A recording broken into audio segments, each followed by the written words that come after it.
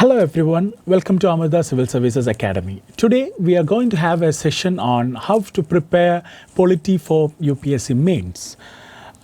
We all know that Polity is easy for most of the aspirants who prepare for UPSC, but despite that being a fact, we always witness a gap in our knowledge in Polity and the marks we get in UPSC mains exams, especially when we see the marks of toppers or marks of aspirants who write mains. We always see that paper 2 is one paper where marks are kind of low for most of the people.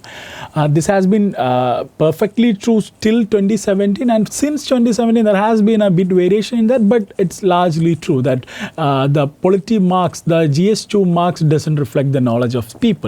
So we have decided to have a session in which we will share our analysis of the recent changing trends in UPSC with respect to this particular paper, and we would take a particular topic within the syllabus and we'll tell you how to study, how to orient your strategy for Polity. Let's see what the changing trends are. So this is one important trend that has been observed for the past 2 years, especially in 17 and 18 question papers. Earlier in Polity paper, that is in GS2 mains paper, we used to have very long windy sentences, very long circuitous sentences, and it takes more than 1 minute, 1 or 2 minutes to even decode what the question means. So it kind of put us in a pressure in the examination hall. This was very true, especially in 2014, 2016 and all those years. But recently this has there has been a change to this pattern. In 2017 and 2018 the Polity questions are relatively simple and straightforward. They kind of ask even many of the static questions which we would have already learned for our Prelims. So you can see for yourself that is in 2014 the question was really circuitous, whereas in 2018 it's a pretty straightforward question on parliamentary committees. Another changing trend is that there has been more weightage given to the static topics in Polity. As I said before, that Lakshmikant stuff, especially under the 10 mark, the newly introduced 10 marks category of questions. So you could see questions on financial emergency, estimates committee, CAG, PAC, pressure group. So these are things which we would have learned right from the days when we have started preparing for UPSC. So in that way, question-wise, Polity is getting easier. But whatever be the relative easiness of the questions, the marks still remain the same. So even now, if you can look at the toppers' answer sheets or other of your friends' answer sheets, mark sheets of last mains, you could see that most of them would have got low marks in paper 2. And the weightage has increased slightly also.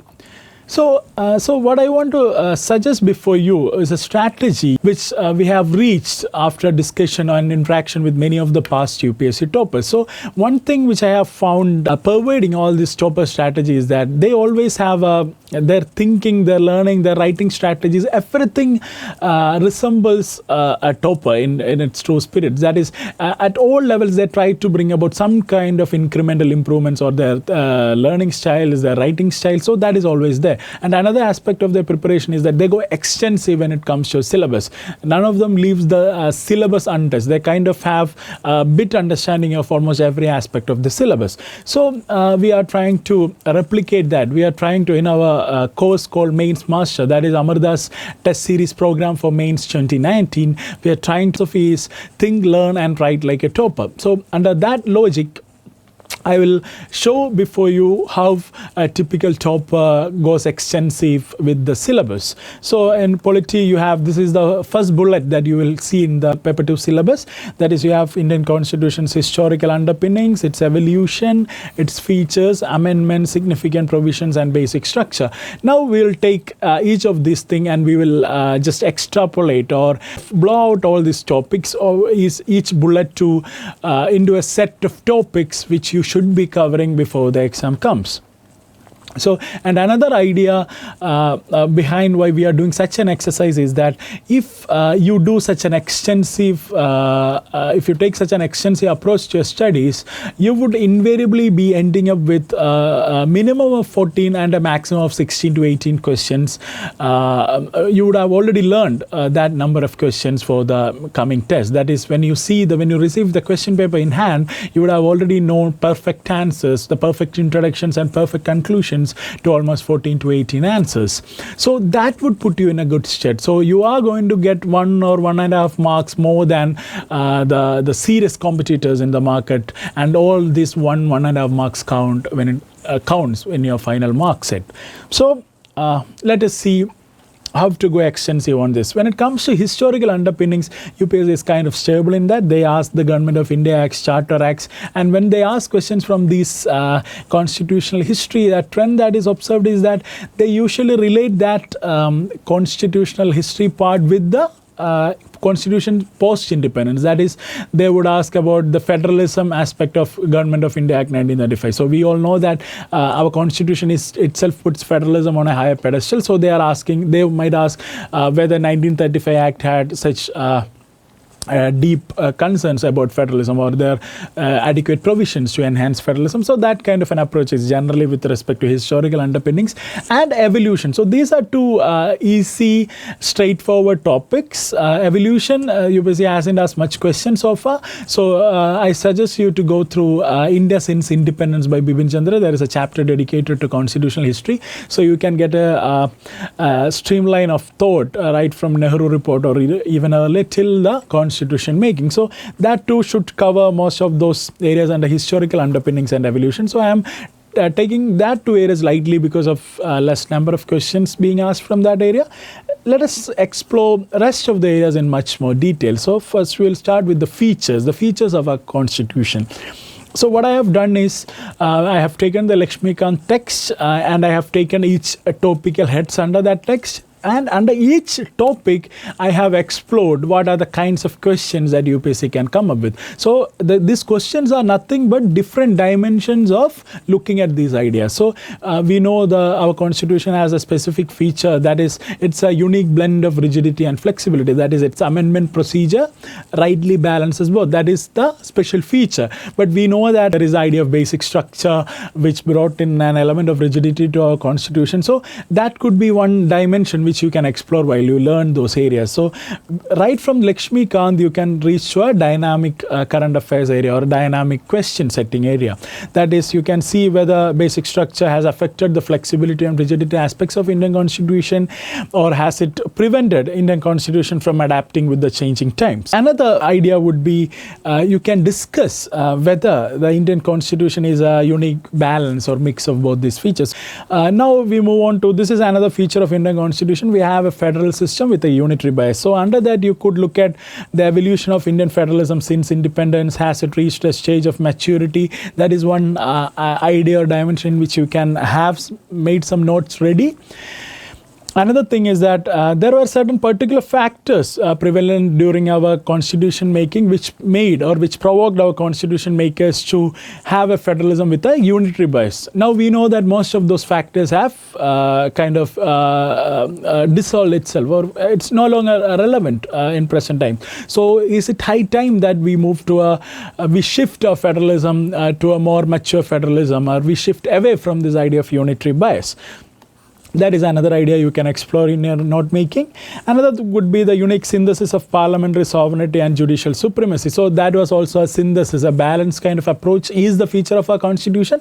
Now you can explore the challenges to this balance. So parliamentary disruptions is lowering the status and prestige of parliament vis-a-vis judiciary, whereas judicial activism and overreach is also enhancing the status of judiciary. So both this is upsetting the parliamentary status in this country, whereas declaration of NJSC as unconstitutional is another thing where judiciary is getting an upper hand, whereas judicial accountability and its internal scuffles is kind of lowering the status of judiciary. So all these issues which have been in news for past 2 years are affecting that particular balance. So when you see this synthesis of parliamentary sovereignty and judicial supremacy in your Lakshmikant text, you should be able to connect that idea with the current events happening, that is parliamentary disruptions or judicial activism, declaration of NJSC as unconstitutional. So these ideas should be connected with the static part, and that is how you explore different dimensions to the syllabus beforehand. Then you make brief notes, maybe a 1 or 2 page note. So idea when you make notes, what you have to keep in mind is that this note you should have all those ingredients to have a proper answer to have a proper 250 or 200 worded answer. You should have a content to create a proper introduction in your final mains answer sheet, a proper conclusion. You should have certain relevant facts, some examples, some context, some current events. So that is how you have to make notes based on all these static topics. Moving on to preamble. In preamble, you know about this nature of Indian state. We have a sovereign, socialist, secular, democratic republic. UPSC has already asked whether all these ideas are defendable in the present circumstances. So you could think about, you could take each element that is listed out in the preamble, be it justice, be it equality, be it fraternity, be it liberty. You can take each this ideal and you can check whether or to what extent has the Indian state been successful in upholding these ideas. To what extent has the Indian state achieved justice of all these kinds? To what extent liberty has been guaranteed? To what extent fraternity is a living idea in this country? So these are the dimensions in which you have to explore while you study as well as you make notes, so that when you reach the actual exam hall, you would have that 14 to 16 questions already thought about, already having sufficient content to produce a great answer. Then coming to fundamental rights, you have the idea of Article 19. Article 19 and 21 is kind of supreme or most important when it comes to fundamental rights. 19, you have to, maybe like I said before, you could ask yourself the question that to what extent has the Indian state been successful in guaranteeing this particular right to our Indian citizens. You could think about a question in general, that question in general about all the fundamental rights. That could be another area. Then Article 21, Maneka Gandhi case, it's long overdue, friends. I hope you would get a question very soon on that, because it was such a landmark judgment. UPSC has asked questions on Keshavananda Bharati already. So I think Maneka Gandhi, S.R. Bommai, all these are up to be asked as questions. Then we have the right to privacy debate. That is the current aspect of it. So I think you are following what I am doing. So we take a static portion in the Lakshmikant, then from there we explore, we extrapolate, or we blow up all these topics to find out all those static dimensions and all the current affairs in news, and we link it to that static particular portion in the syllabus. That is how you have to link static with current affairs. That is how you have to explore dimensions of polity. That is how you have to make notes. So in right to privacy debate, recently there has been some changes in Information Technology Act. How is it going to affect the privacy debate? The freedom of press versus privacy, that is another dimension which you can explore. Then reservation in promotion, that is recent judgment looked upon the equality versus social justice angle, which is inherent in that reservation in promotion debate. So judgment has already reached. You have to look up those judgments. So when you read up Supreme Court judgments, you should have a fair idea of what the court is arguing and how the court defends its final judgment. So that final defense of the court is something you can use as your introduction or your conclusion, which would add some extra marks or extra leverage to your answer writing. Then we have the constitutional morality versus social morality. That is the Sabarimala issue. You can expect a question. I have been expecting a question on those lines for past 2 or 3 years, that either it could be constitutional versus social, or it could be the individual versus community rights. Has the community rights prevented individual rights from being guaranteed in this country, or it could be otherwise, or what do we need in this country, whether we need a balance of both or one against another? So that ideas can be explored by question setters in future. Another is the Section 377 judgment, that is of Navtesh Singh Johar. That is a recent case. You know its preceding judgments. That is the Nas Foundation case and the Kaushal case. So this is the third in line. So the Section 377 is kind of put to rest for the time being.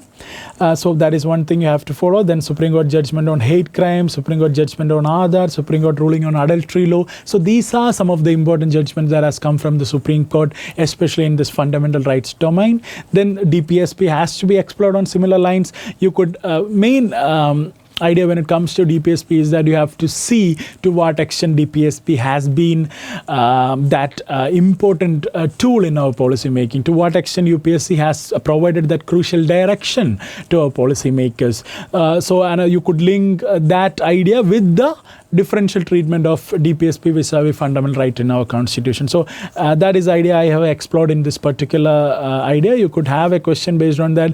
You could generate some points based on this idea and be answer ready in that sense of the term. Then DPSP 39B and C, that is preventing concentration of wealth, the inequality issue. You can explore to what extent has the post-liberal Indian state been open to that or has upheld those 39B and C. Then you have coming to fundamental duties. So this is one statement that UPSC has taken straight away from a J.S. Verma committee report. That is, they say is that everything in fundamental duties is a codification of task integral to Indian way of life. So that is one idea which you should definitely pursue. You should have some points ready for that aspect, because fundamental duty can very much be connected to the ancient Indian ideal of dharma. So you could have a rights versus duty kind of a question from that part. So you should be ready with adequate points if UPSC comes up with such a Burma kind of a question.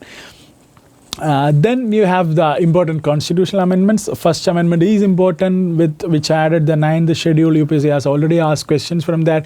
The Colo case was a continuation of the 9th schedule thing. Then you have the 42nd, 44th, the 97th is about making cooperatives of fundamental right, forming cooperatives of fundamental right. 99th is the NJCG, final one is the GST. So these are all important constitutional amendments. Then you have the basic structure. You have to explore in detail, in thorough for UPSC, especially for the mains. You have to see whether to what extent the basic structure has altered that flexibility, rigidity dynamic of the Indian constitutional amendment, and to what extent has it altered the balance between legislature, executive and judiciary. So these are some of the dimensions in which you have to explore those areas.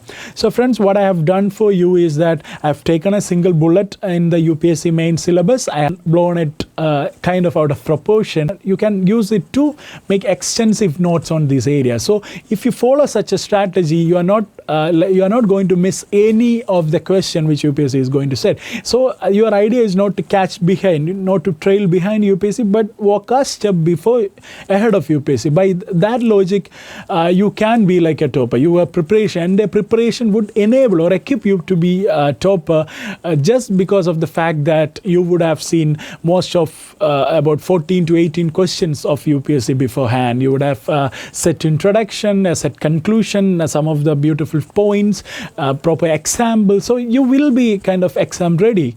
To be a topper, you have to think, learn and write like a topper. So let this extensive approach to syllabus, extensive approach to learning subjects, extensive approach to note making be your first strategy. So Amrita IAS Academy has conceptualized the entire mains test series program, that is the mains master, which is a personalized mentorship come test series program on these lines of thinking, learning and writing like a topper. So if you enroll for our program, you will be getting this exhaustive list of topics, both from the static part of the syllabus as well as the current affairs part, 1 to 1.5 week before the exam. Then you can make notes on those areas. You will be guided as to the dimensions in which you have to explore each of these topics based on the past trends of UPSC, based on the current trends or the current events that is in news for the past 2 years.